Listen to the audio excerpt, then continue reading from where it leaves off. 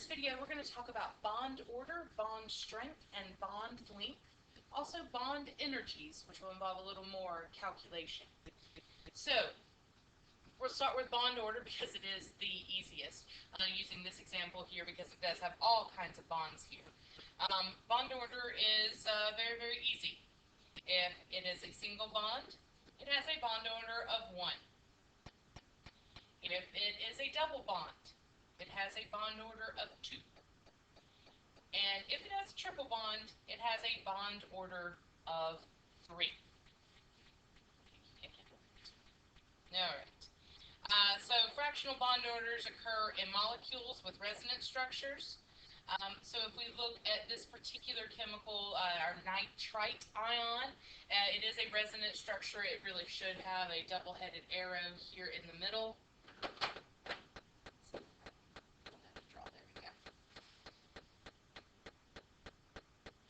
The NO bond order is 1.5. So it's like each bond has a bond and a half, like I was telling you before, because it is a mixture of these two. All right, and you can use that to calculate it, or you can really just look at it. That's how I got that 1.5. Okay, bond order is proportional to two important bond properties, and that is bond strength and bond length. These are some bond strengths here, and you can see with a single bond, you have a bond order of 1. You have 414 kilojoules of energy that it takes to break that bond. To break this double bond that has a bond order of 2, it takes 745 kilojoules. So what we can say is that as bond order increases, so does the bond strength. Okay, so the more bonds you have, the more energy it takes to break them. Just like the more sticks you have, the more energy it takes to break those. All right, here we have the distance, bond length, between the center of each of these atoms. Again, PM would be picometers. And so for a single bond, you have a bond length of 123 picometers. If it is a double bond, the distance is 110 picometers. So, as bond order increases, bond length decreases. So the more pairs of electrons that are sharing between two atoms, the closer the atoms are to one another and the shorter the bond length. So higher the bond order, the higher the bond strength, and the shorter the bond length. So triple bonds have the strongest bonds, and they have the shortest bonds. Here's another look at bond length. And they do this, the atoms, as they approach one another, they minimize potential energy. So this is just where it happens to fall. Here, if I have a bond here, HF, and we're also going to look at the size of the bonded atoms. So hydrogen's pretty little. Fluorine is also a pretty small atom. Here, their bond length is 1.040. All of these are going to be single bonds, but as the size of the atoms start to increase, we're keeping hydrogen the same, but chlorine is quite a bit bigger than fluorine, the bond length actually gets longer. And here we have another halogen iodine here. And so as the size of the atom gets bigger, the bond length does also get bigger. Here we are, bond length depends on bond order. Here we have a single bond. Here we have a double bond, and you can see as bond order increases, bond length decreases. And here we have a triple bond, and that's a much smaller distance between the two nuclei. What we're going to do now is we're going to try and calculate bond energies, and we'll be able to estimate the energy of a reaction. So I have this reaction here. Now I could have written it as H2 plus Cl2 yields 2HCl. It does need to be balanced. But when you're dealing with bond energies, it's always easier to actually see the bonds because we're going to have to break the old ones and form the new ones. So the delta H for this reaction is the energy required to break the bonds and minus the energy evolved when the bonds are made. So it takes energy to break bonds and energy is released when new bonds are formed. So it is breaking minus making. All right. So if we have our bond energies here for the individual bonds, and so we're going to try and calculate the delta H for this reaction. So let's talk about what bonds are being broken. Well, I have one H bond. So the energy required to break those bonds, I have to break this one in order to get it to combine with something else. So 436 kilojoules per mole has to be broken, plus what else has to be broken? This chlorine-chlorine bond, and the bond energy for that one is 242 kilojoules per mole. All right, so those are that's the energy required to break all of those old bonds. And now breaking minus making, the bonds we are going to make.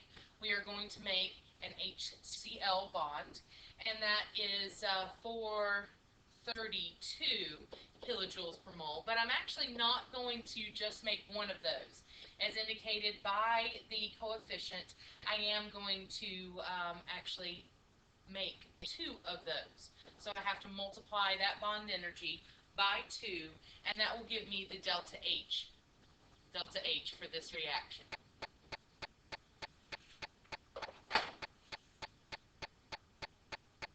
All right, so when you calculate all of that up, you end up with a negative 186 kilojoules that are being released, and I know it's being released because our delta H for this reaction is negative. So this is an exothermic reaction.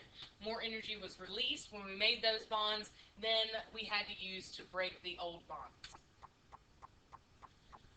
So now we're going to try and find the delta H for this particular reaction. This was the decomposition of hydrogen peroxide, H2O2, decomposing with heat or with catalyst to O2 plus H2O.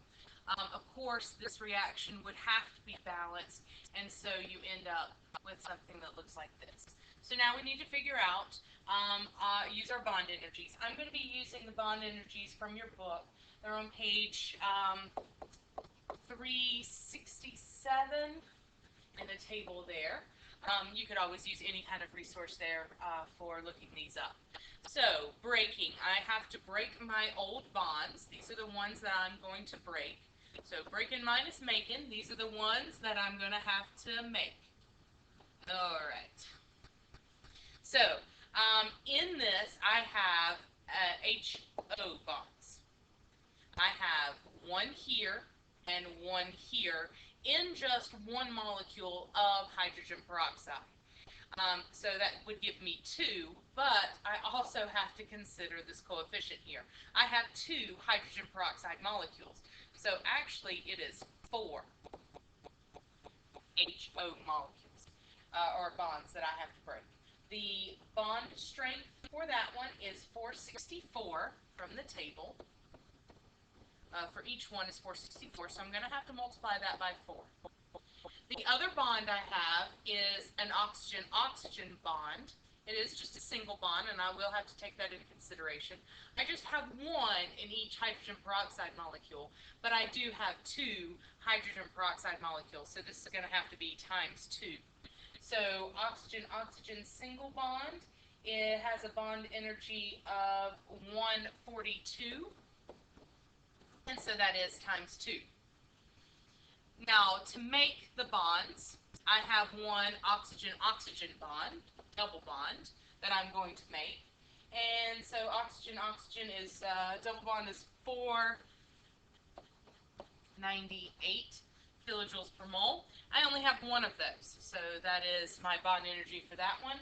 And then I have HO bonds. I have 1 and 2 in one molecule of water. But again, I have to consider that coefficient. So I have 2 water molecules, and since I have 2 in each one, that actually is 4 HO bonds. The bond energy for that is 464, and I'm going to have to multiply that by 4. So what I'm going to end up doing is breaking minus making. So 4 times 464 plus 2 times 142, and that's how much I have to break, minus what I have to make. And so that's going to be 498 plus 464 times 4. All right. Well, I can simplify this a little bit. I could just go ahead and put this into my calculator right now. But I can simplify this a little bit more by looking at what I'm actually doing here. So I have 4 times 464 here, minus 4 times 464 here. Those are going to end up canceling each other out.